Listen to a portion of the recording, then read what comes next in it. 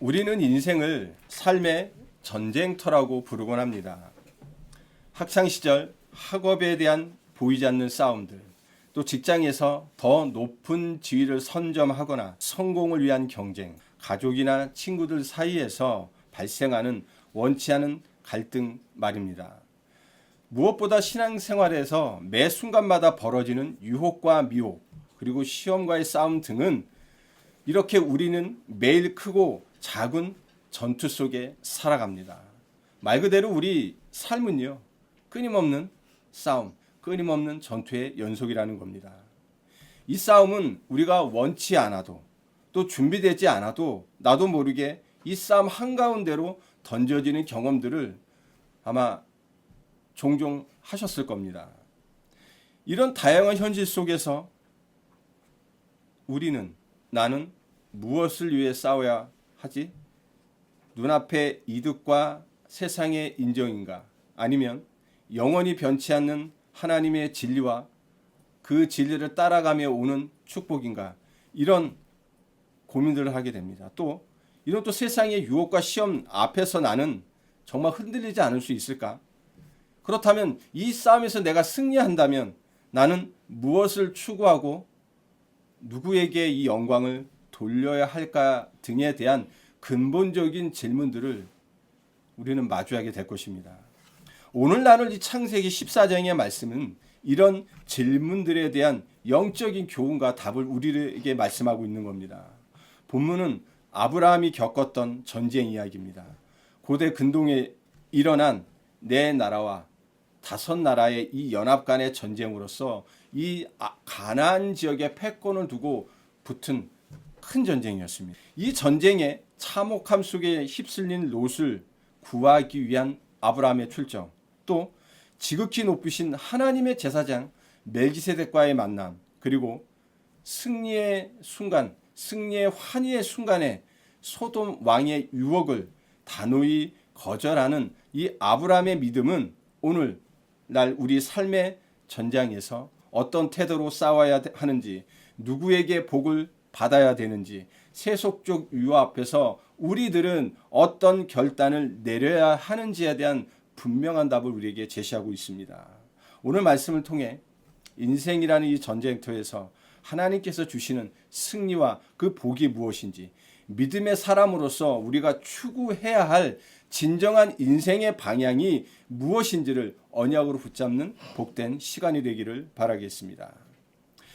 이 창세기 14장의 시작은 이 복잡한 국제 정세 속에 벌어진 전쟁 이야기로 시작합니다.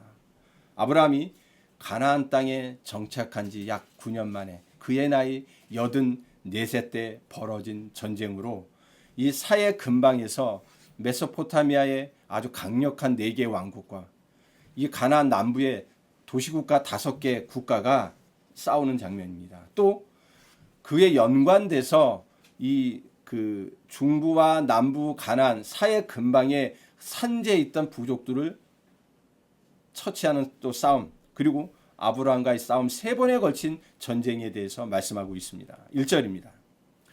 당시에 신할 왕 아므라벨과 엘라살 왕 아리옥과 엘람 왕 그돌라우멜과 고임 왕 디달이 소돔 왕 베라와 고모라 왕 비르사와 아드마 왕 시납과 스보임 왕 세메벨과 벨라 곧 소알 왕과 싸우니라. 이들이 다 시딤 골짜기 곧 지금의 여매에 모였더라. 이들이 12년 동안 그돌라오멜을 섬기다가 제13년에 배반한지라. 당시에 이 메소포타미아 지역은요, 정치와 경제와 문화적으로 굉장한 문명을 이룩했습니다. 이를 바탕으로 각 사방으로 그 영향력을 끼치게 됐는데요. 이 가나안 남부가 이때 당시에 엘람 왕 치아의 지배 속에 조공을 바치고 있었습니다. 그 관계가 몇 년까지 갔다고요? 12년이라고 1절에서 4절은 말씀하고 있는 겁니다. 그러다가 13년째 되는 해 이 가나안 남부 5개 도시 국가를 비롯한 아마 그 주변의 여러 부족들이 이들의 의견에 동조해서 엘람 왕을 배반하게 되므로 그 전쟁이 시작되게 됩니다.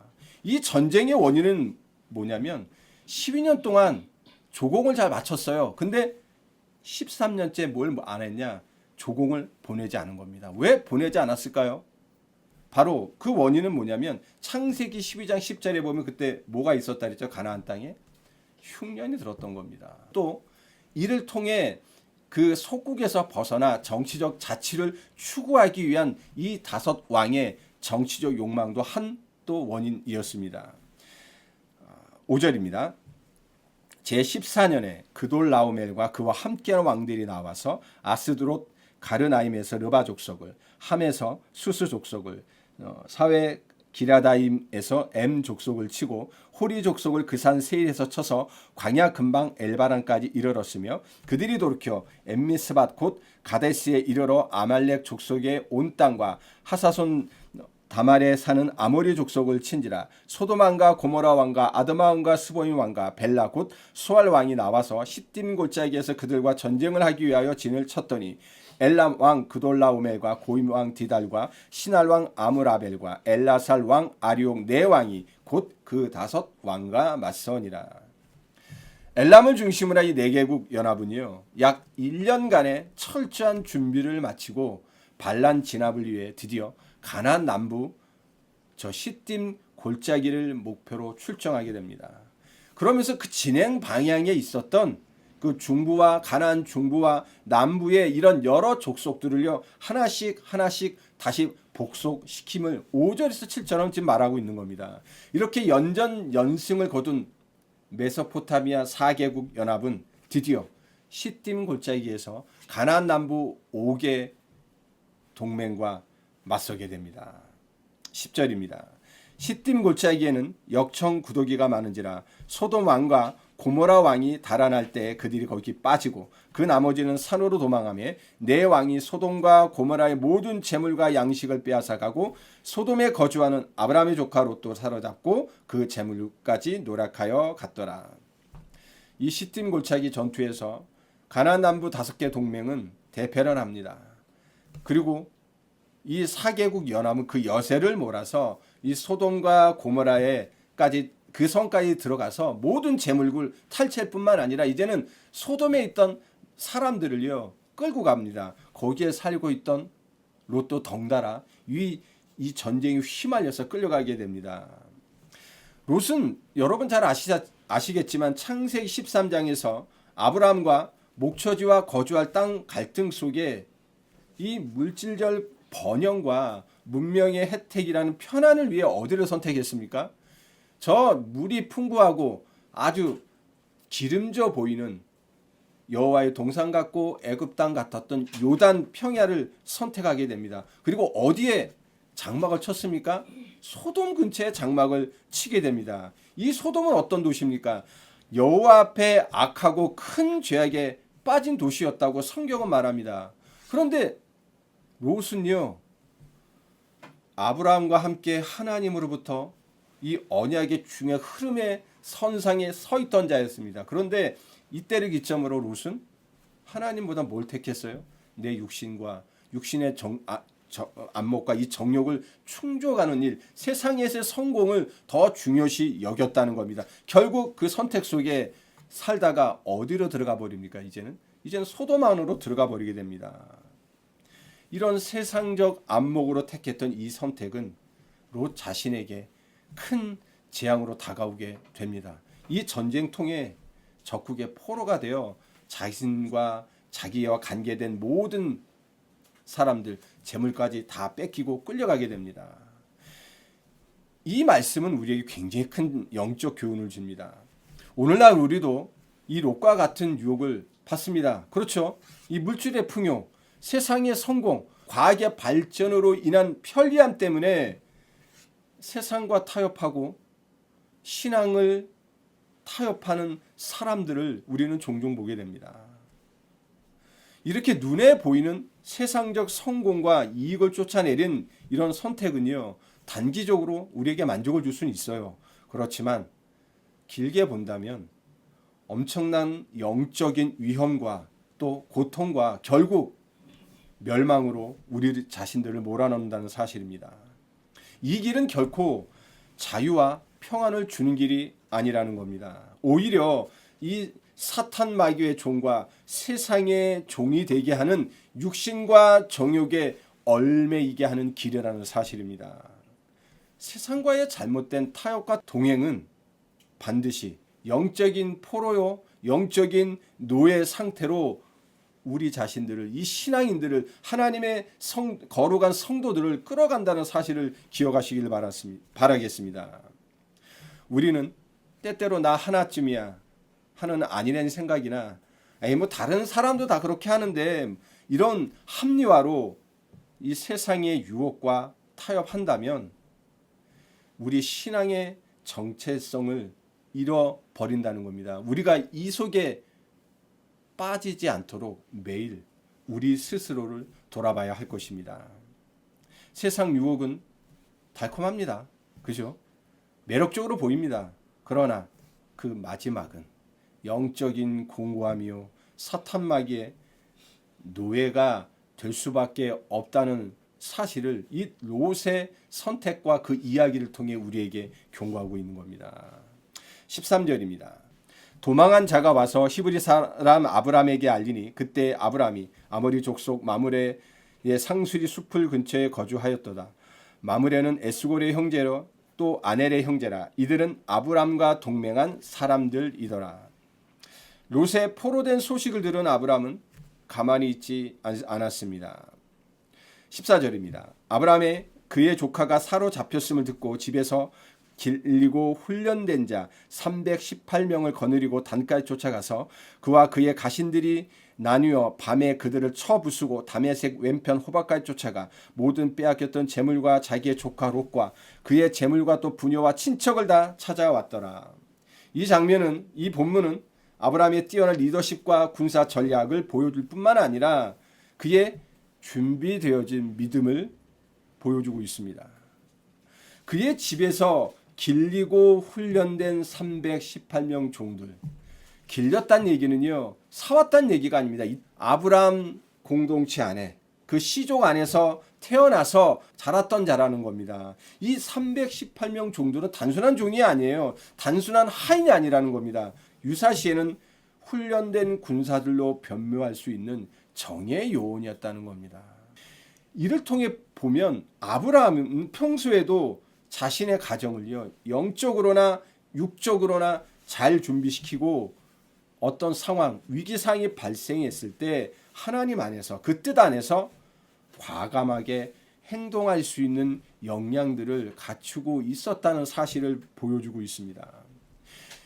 이렇게 준비가 잘 되어 있기 때문에 믿음의 준비, 육적인 준비, 이런 준비가 잘 되어 있었기 때문에 누가 봐도 질 수밖에 없는 전쟁, 누가 봐도 수적으로 대적이 안 되는 상황임에도 불구하고 아브라함은요 그 적군을 향해 출정을 하게 됩니다. 이 출정은 아브라함 개인의 이득이나 세상적 명예를 위함이 아니고 하나님의 공의를 위한 결단의 행위입니다. 바로 하나님에 대한 믿음과 그리고 자신이 사랑하는 자들을 지키려는 의지 말입니다.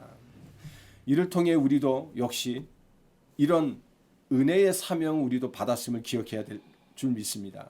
우리는 때때로 외면하고 싶은 이 세상의 어두운 현실과 불의 속에서도, 그 속에서도 하나님은 그 안에서 우리를 통해 하나님의 의와 사랑을 전하는 자, 그 일을 행할 수밖에 없는 믿음의 사람들로 부르셨다는 사실을 잊지 마시기 바라겠습니다. 그러면서 아브라함은 앉아서 롯이 구출되기를 기다리거나 롯이 잘못된 선택을 비난하는 데 머물러 있지 않았다는 겁니다. 적극적인 사랑을 실천하며 행동으로 보였다는 겁니다. 그러면서 이 전쟁은 아브라함이 갖고 있는 지혜, 아브라함이 갖고 있었던 전략을 통해 이루어지고 진행되고 끝난 전쟁이 아닙니다. 하나님의 주권적인 개입 속에서 하나님을 믿는 아브라함을 도우셔서 하나님이 전쟁의 주관자가 되셔서 승리로 이끈 전쟁이라는 겁니다. 이렇게 신앙의 길은 언제나 전쟁입니다. 우리는 죄와 사탄 그리고 세상과 싸우고 있습니다. 이 싸움에서 우리가 승리하는 배경과 힘은 우리 힘과 우리가 능력이 좋아서가 아니라는 겁니다. 누가 함께하기 때문에요? 하나님이 아브라함과 함께 하셨더니 하나님은 우리와 함께 하십니다. 하나님이 능한 손으로 아브라함을 도우셨듯이 하나님은 능한 손으로 우리를 돕고 계시다는 사실입니다. 그래서 우리 성도의 싸움, 하나님의 자녀의 싸움은 믿음의 싸움입니다. 그래서 숫자나 힘이 부족해 보여도 하나님이 함께 하시면 우리는 이기고 승리할 수 있는 겁니다. 성도의 승리는 전략이나 능력이 아니라 하나님의 손이 함께 하시고 하나님의 도우심이 임할 때 승리하게 된다는 사실입니다. 그래서 우리가 직면한 문제, 가정의 문제, 직장 갈등의 문제, 신앙적 이런 문제는 우리 눈에 보이는 것으로 절대 이길 수 없다는 사실입니다. 그러나 하나님이 함께 하시고 주의 능한 손이 함께 하시고 우리를 도울 때, 그리고 그 사실을 믿고 나아갈 때 우리는 그 어떤 상황과 조건 속에서도 반드시 승리하게 될 것입니다. 17절에서 20절은 전쟁에서 승리하고 돌아온 아브라함에게 두 인물이 마중 나오는 것을 보여줍니다. 한 명은 성경에 갑자기 나타나고 사라지는 인물인 멜기세덱이었고, 다른 한 명은 죄악의 상징인 소돔왕입니다. 17절입니다. 아브라함이 그돌라오멜과 그와 함께하는 왕들을 쳐부수고 돌아올 때 소돔 왕이 사회의 골짜기 곧 왕의 골짜기로 나와 그를 영접하였고, 먼저 아브라함을 마중 나온 자는 물질적 욕심에 심취되어 그리고 정치적 동기를 가지고 뭔가 이뤄보려고 꿈을 꿨던, 그러다가 망한 소돔왕이었습니다. 18절입니다. 살렘왕 멜기세덱이 떡과 포도주를 가지고 나왔으니 그는 지극히 높으신 하나님의 제사장이었더라.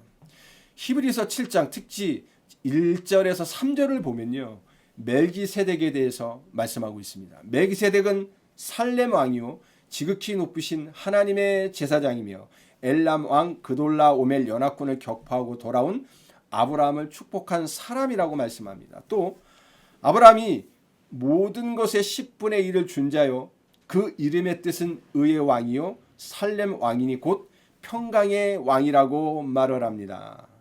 이 멜기세덱은 족보도 알 수 없고 어떻게 신앙을 가졌는지 알 수 없지만 하나님의 아들을 닮아 항상 제사장의 위치에 있다고 히브리서 7장 1절에서 3절은 말하고 있습니다.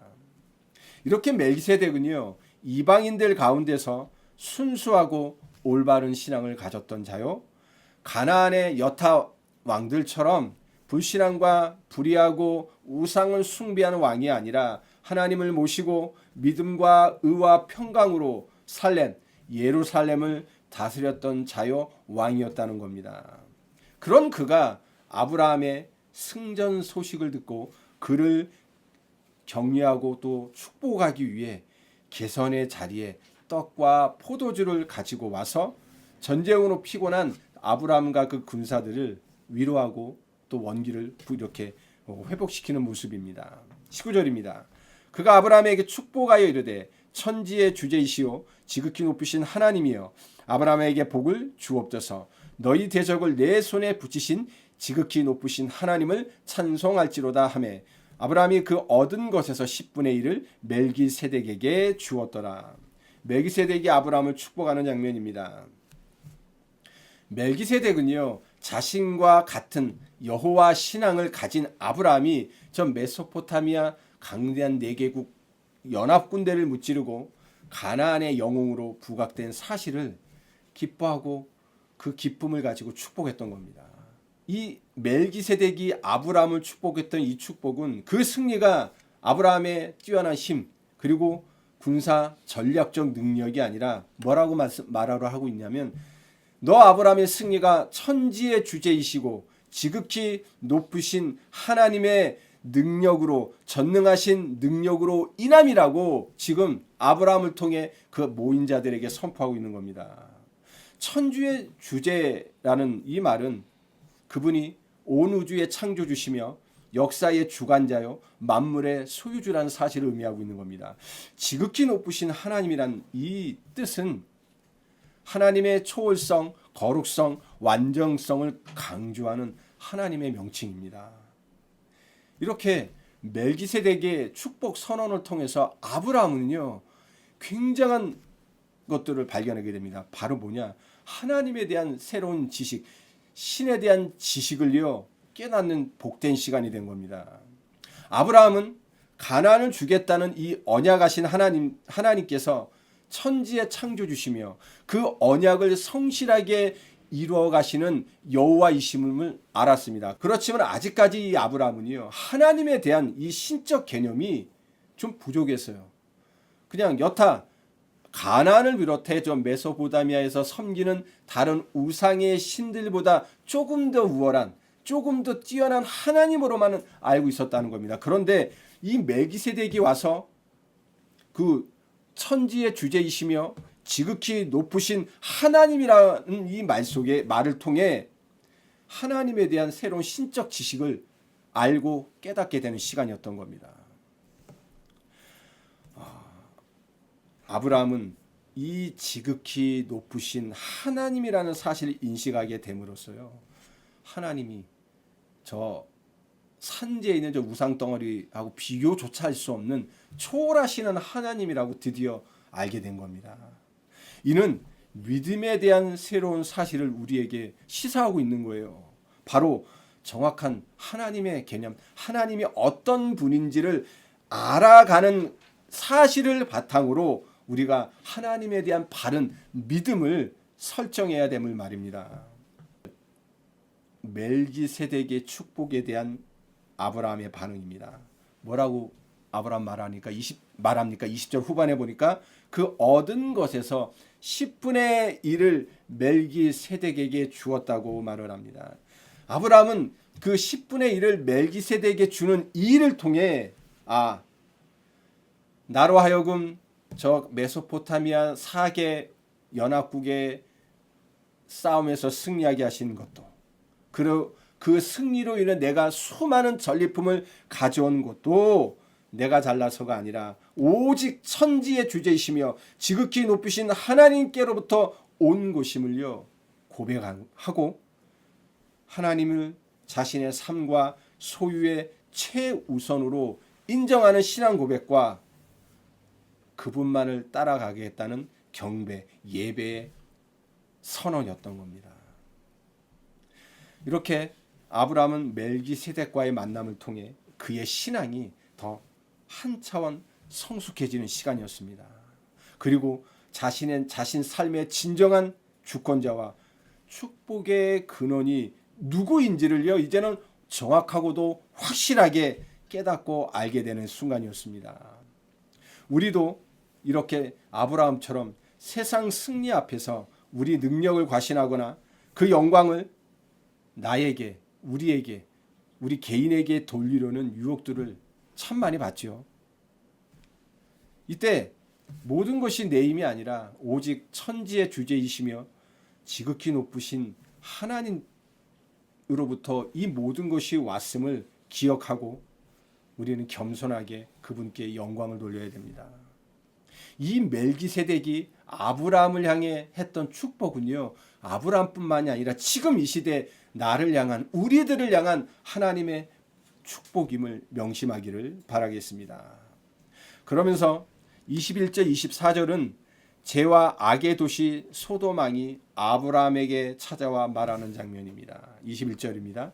소돔왕이 아브라함에게 이르되 사람은 내게 보내고 물품은 내가 가지라. 참 이 제안은 어떻게 보면 뻔뻔한 제안입니다.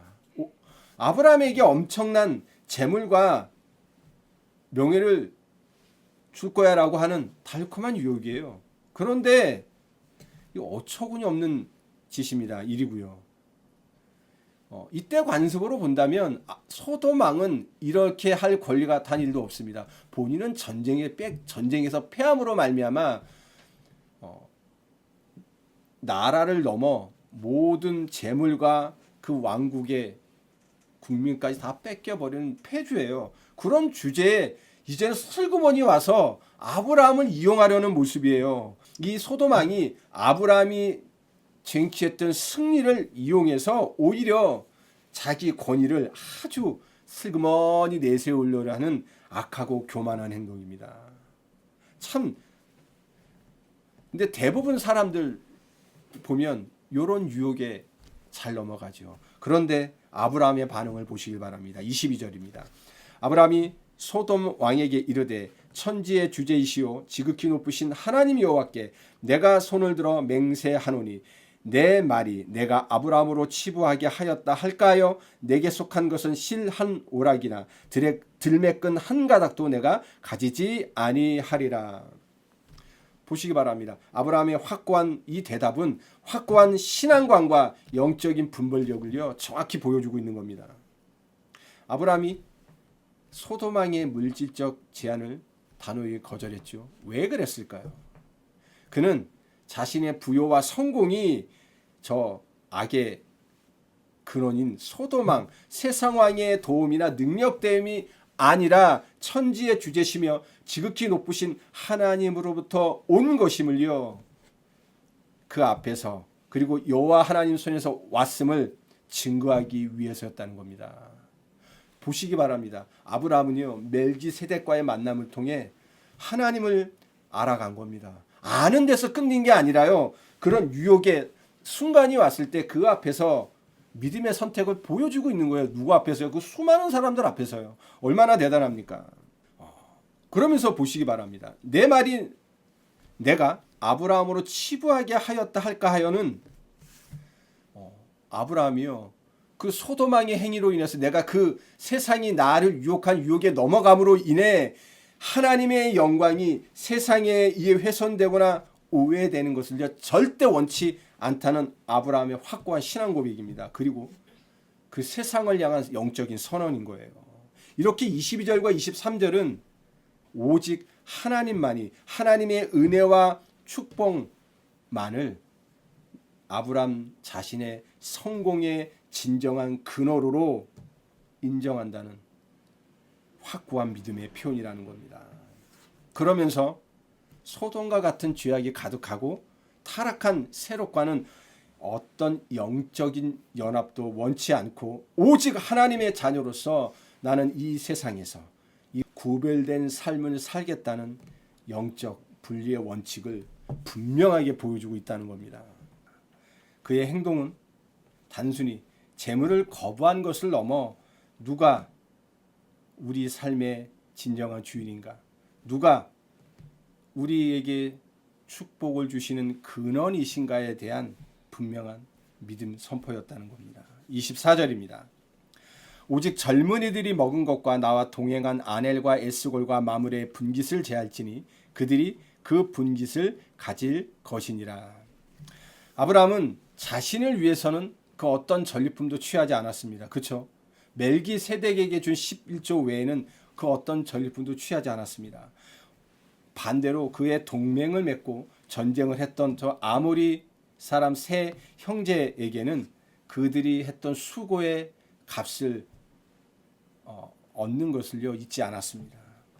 이는 함께 싸운 군인들이 그 식량을 전리품을 그 식량으로 쓴다는 것은 당연한 거고요. 이때 당시 관습으로 그 전리품을 가져가는 것은 승자의 권한이었던 겁니다. 오늘날 우리도 이렇게 소돔 왕의 제안을 종종 듣게 됩니다. 이런 소돔 왕 같은 제안을요. 이렇게 신앙을 조금만 타협하면 더 많은 것을 얻을 수 있다는 유혹. 하나님의 영광보다 세상과 사람의 칭찬을 먼저 받으라는 이런 속삭임. 그러나 믿음의 사람은요. 이런 세상의 유혹을 분별하고 때로는 과감하게 거절해야 합니다. 하나님께 영광 돌리기 위해서는 눈앞의 이익보다 더 크고 놀라우신 하나님의 손길을 하나님의 보호하심과 도우심과 함께하심을 기다리고 주시는 내미시는 그 손을 붙잡아야 하는 겁니다. 진정한 믿음은 이 세상 유혹 앞에서 흔들리지 않습니다. 오직 하나님의 영광을 최우선으로 삼습니다. 이 두 가지는요. 이 시대에 우리가 따라야 할 성도로서의 참 모습이라는 사실입니다. 그리고 우리 성공과 축복의 근원이 이 세상이나 나의 능력이나 아니면 세상에 아주 능력 많은 권세자들에게 있는 것이 아닙니다. 오직 천지의 주제이시며 지극히 높으신 하나님께 있다는 사실을 우리는 우리의 삶을 통해 나타내고 선포해야 된다는 거죠.